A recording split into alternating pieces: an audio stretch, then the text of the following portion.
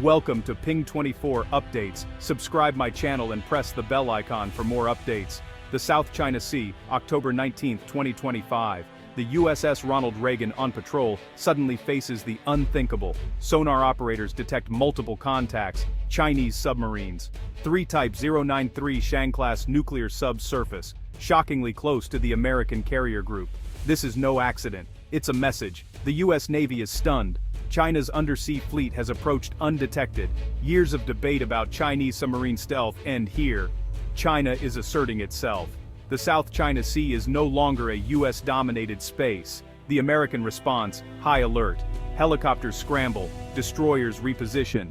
Tension is palpable. One wrong move could spark disaster. The Chinese subs hold position watching for an hour.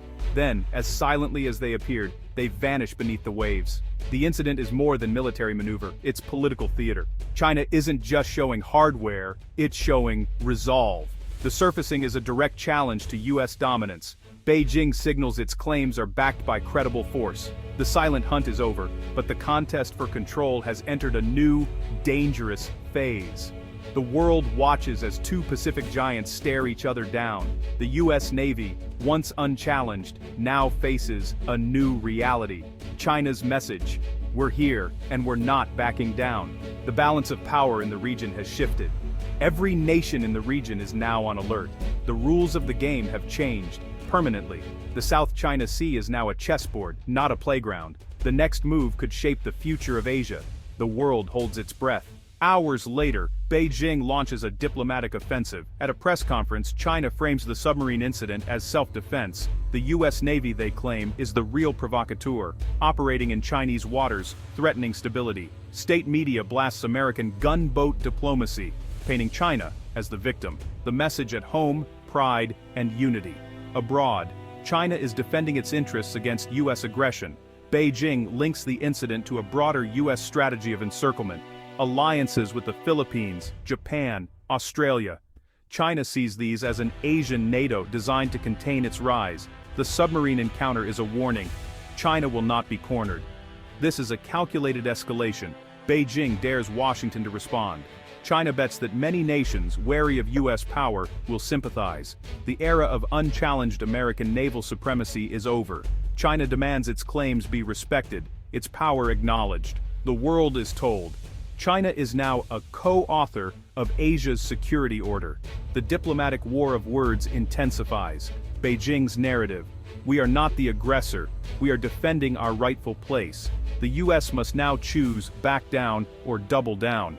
The stakes for regional order have never been higher. The world listens and waits. Washington responds with swift condemnation. The Pentagon calls China's actions unsafe, unprofessional, destabilizing. The US insists its ships were in international waters, upholding freedom of navigation. The message: these are global rights, not privileges granted by Beijing. The Secretary of State calls the incident reckless, part of a pattern of Chinese intimidation. The US highlights China's disregard for international law, referencing the 2016 tribunal ruling. Washington frames the standoff as a battle between law and coercion. The US reassures allies. Its commitments are ironclad. The Philippines, Japan, South Korea, America stands with them. More patrols, more exercises, more pressure.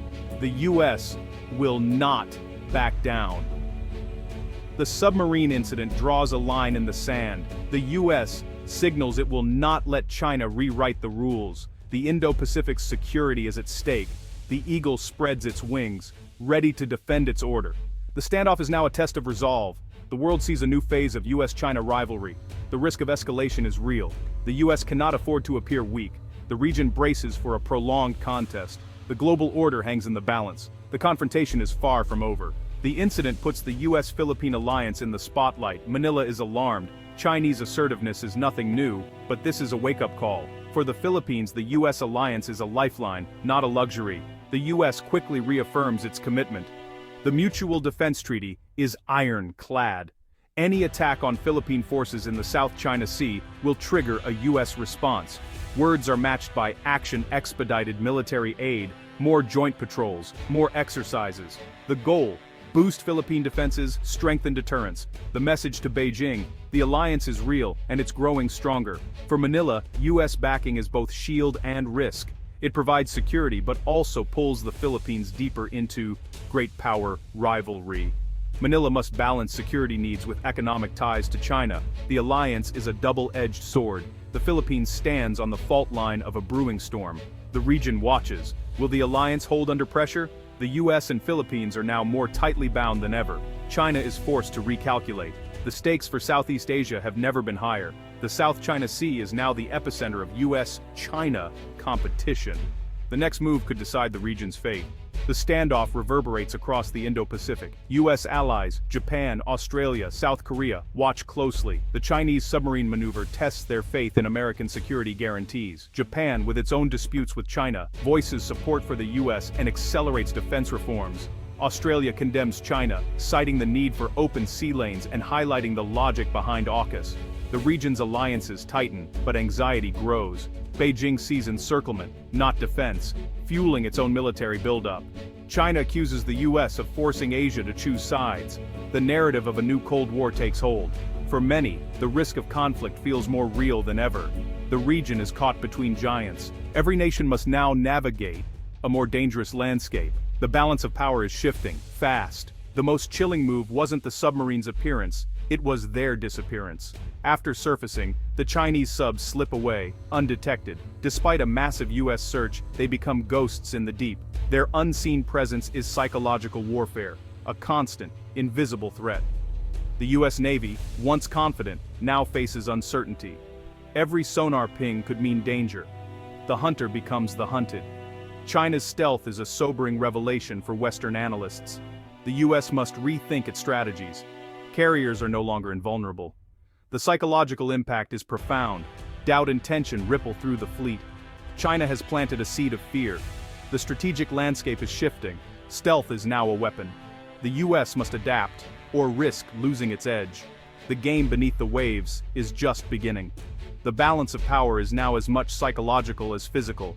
Analysts worldwide scramble to interpret the event. The consensus: this is a turning point. China can't match US carriers, but it's investing in asymmetric tools, submarines, missiles, to counter American strengths. The incident is a chess move.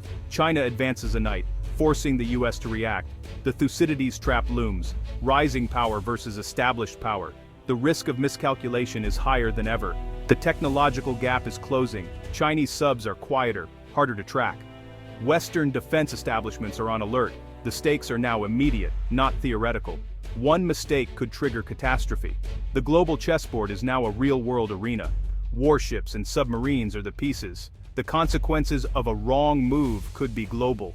The South China Sea is a vital artery for global trade. Over a third of maritime commerce flows here. Military tension threatens this economic lifeline. The submarine standoff sends insurance premiums up, and shipping companies scrambling for alternatives.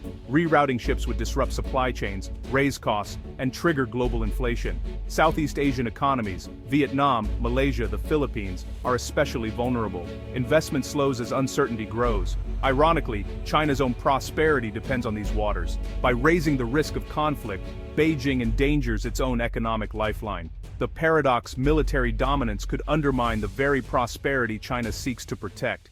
The economic fault line runs through the heart of the conflict. The world's prosperity is now hostage to military brinkmanship. The stakes are not just strategic, they're economic and global. The cost of conflict would be catastrophic. October 19, 2025, pushes the South China Sea to the brink. The world faces three futures: endless standoff, dangerous escalation, or fragile diplomacy. The most likely: perpetual confrontation, US patrols, Chinese countermoves, a tense equilibrium. One accident could trigger war between nuclear powers.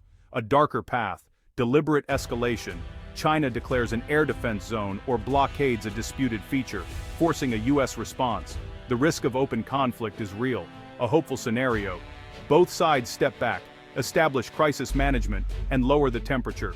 Underlying disputes remain, but accidental war becomes less likely. The future is unwritten. The choices made now will shape the century. The ghosts of the deep still haunt the waters. Carrier groups still patrol. Diplomats still argue. The path of confrontation is likely, but not inevitable.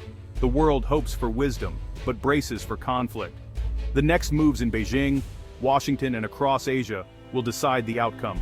The dance on the precipice continues.